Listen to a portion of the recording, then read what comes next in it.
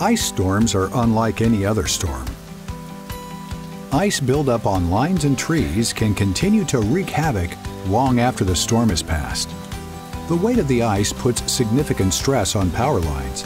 Just a half inch of accumulation can add 500 pounds of extra weight. The same goes for trees. Heavy ice can increase the weight of branches by 30 times. Add in windy conditions and you'll have sagging, splitting, and snapping, causing outages and intermittent power even days after the storm. Always remember to stay away and report downed lines. These treacherous conditions make it difficult for crews to reach the outage site, but rest assured, we're on our way.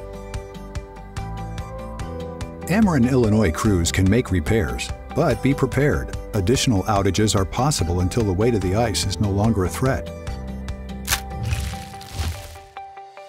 Report or check on an outage, find safety information, and enroll in alerts at amerenillinois.com/outage.